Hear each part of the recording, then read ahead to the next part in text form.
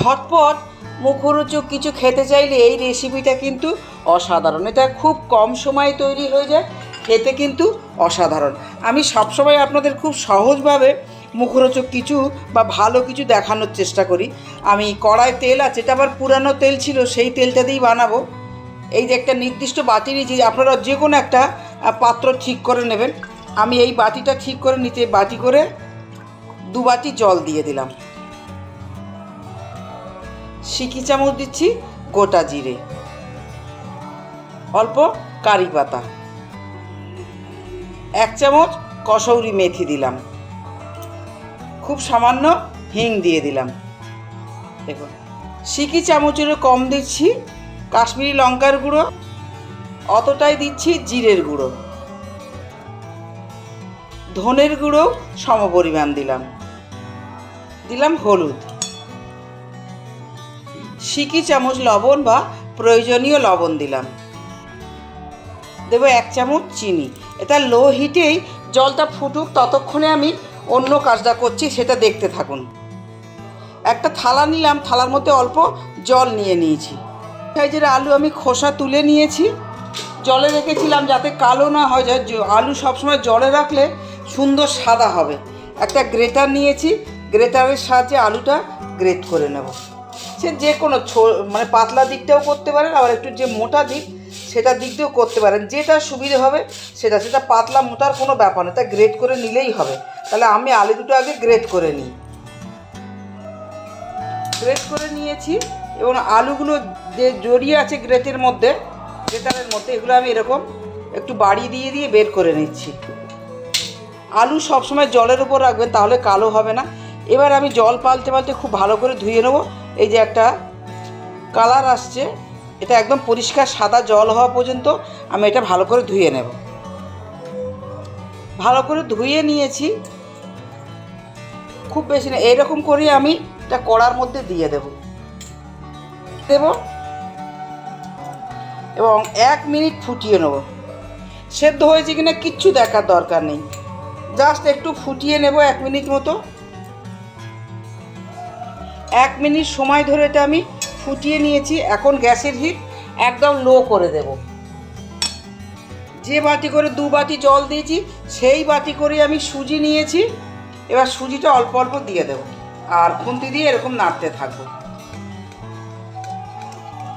রেখেই নাড়তে হবে। একটা সাধারণ যেমন আটা ময়দার আমরা ডো বানাই, যতক্ষণ না সেই ডো ফর্মে আসবে ততক্ষণ এটা গ্যাসের উপর বসানো থাকবে এবং লো হিটেই থাকবে। আর এভাবে খুন্তি দিয়ে ধীরে ধীরে নাড়াচাড়া করে নেব। তাহলে সুজিগুলো, আলু এবং সুজি দুটোই সেদ্ধ হয়ে যাবে এবং একটা ডো ফর্মে চলে আসবে। ফ্লেম আমি অফ করে দিয়েছি এবং এটা থালার মধ্যে ঢেলে নেব। একটা থালার মধ্যে ঢেলে নিয়েছি। এখন প্রচুর গরম আছে, একটু ঠান্ডা হবে, অর্থাৎ একটু হালকা যখন গরম থাকবে সেই অবস্থায় এটা আমি খুব ভালো করে ঠেসে নেবো। একটু ঠান্ডা হোক, ততক্ষণে আমি কড়াটা ধুয়ে পরিষ্কার করি। গরম এখন হালকা আছে, এই অবস্থাতেই আমি একটু ঠেসে নেব। এরকম করে দোলে দোলে ঠেসে নিতে হবে। ঠেসে নিলে কি হবে, একটা মোলায়েম মসৃণ ডো তৈরি হয়ে যাবে। মিনিট 2-3 সময় ধরে এটা আমি এরকম ডোলে ডোলে ঠেসে নেব। একটা এরকম মোলায়েম মসৃণ ডো বানিয়ে নিয়েছি। এবার ডো থেকে এরকম ছোট ছোট লেচি কেটে নেব। লেচিটা একটু সমান করে নিচ্ছি, হাতে এরকম রেখে এরকম গোল করে নেব। সামান্য একটু চাপ দেবো, হাতে একটু তেল লাগিয়ে নিচ্ছি যাতে হাতে লেগে না যায়। এবার একটা মেদু বড়ার মতো করে নেব, এটা এভাবে রেখে দেব। একদম ইজি বানানো। আমি বললাম না, আমি সবসময় খুব সহজে ভালো কিছু রান্না দেখাই।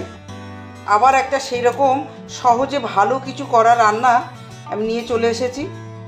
এটা ঝটপট তৈরিও হয়ে যায়, ঘরে থাকা সাধারণ উপকরণে তৈরি হয়ে যায়, যেটা আছে সেটা দিয়েই করা যায়। কোনো চিন্তা করার দরকার নেই এটা আনতে হবে সেটা না হলে হবে না, এরকম কোনো ব্যাপার নয়। সুজি সকলের ঘরে থাকে আর তেল তো সবার ঘরেই আছে। অতএব তা এভাবে আমি সবগুলোকে বানিয়ে নিই। সবগুলো বানিয়ে নিয়েছি, এখন আমি ভাজার কাছে চলে যাব। গ্যাসের উপর কড়া চাপিয়ে দিয়েছি, এবার তেল দেব। খুব বেশি তেল দেব না, কেন আমি একটা দুটো করে ভাজবো। বেশি তেল দিলে বেশি তেল ওয়েস্টেজ হবে। তেল যাতে কম ওয়েস্টেজ হয় সেই জন্য আমি কম তেল দিলাম এবং কম তেলেই ভাজবো। এখন গ্যাসের হিটটা আমি লো করে দিলাম। লো হিটে এভাবে 1 মিনিট আমি তেলটাকে গরম করে নেব। 1 মিনিট লো হিটে গরম করে নিয়েছি। এখন গ্যাসের হিট আমি মিডিয়াম করে দিলাম। এই মিডিয়াম হিটে প্রথমে আমি একটা দেব। সব সময় প্রথমে একটা দেয়াই ভালো। একটা দিয়ে দেখে নেব আমার তেলটা ঠিক আছে না বা তৈরি করা ঠিক হয়েছে নাকি, এটা দেখে নেব। এখন কিছুক্ষণ হাত দেব না, প্রায় 1 মিনিট মতো এরকম মিডিয়াম হিটে রেখে দেব। তারপর এটা অপর পিঠটা করে দেব। এটা লো হিটে না, মিডিয়াম টু হাই হিটে ভাজতে হবে। এটা যেহেতু সুজি একটু হিট বেশি লাগবে। এখন আমি দেখুন তলাতে অটোমেটিকভাবে ছেড়ে দিয়েছে। এখন উল্টো দিকটা করে নেব। উল্টো দিকটাও এভাবে মিডিয়াম হিটে 1 থেকে 1.5 মিনিট আমি রেখে দেব। বা আপনারা যখন দেখে নেবেন উল্টে পাল্টে দেখেও নিতে পারেন যে 1 মিনিট বেশি পুড়ে যাচ্ছে নাকি। এরকম এটা নাড়িয়ে চাড়িয়ে ভেজে নিতে হবে। এটা এপিট ওপিট উল্টি ভাজে নিয়েছি। এখন এটা তুলে নেব। এবার 1-এর বেশি দেব। থাক, যেহেতু আমি তেল কম দিয়েছি তাই আমি সাঁড়াশি দিয়ে ধরে তেলটা যাতে সব জায়গায় লেগে যায় সেই জন্য আমি এটা কড়াটা এরকম একটু ঘুরিয়ে দেবো যাতে তেলটা উপর দিক দিয়ে চলে যায়। এবং দেখুন সব কটা কড়ার থেকে ছেড়ে দেবে এবং একা একা এরকম ফুলে উঠবে ক্রমশ। গ্যাসের হিট এখন লো ছিল, এখন এবার আমি মিডিয়াম করে দিলাম। এবার একে একে এটা উল্টো দিক করে দেব। এভাবে উল্টে পাল্টে তা লাল লাল করে ভেজে নিতে হবে। এরকম মিডিয়াম হিটে আমি এটা উল্টে পাল্টে ভেজে নিচ্ছি।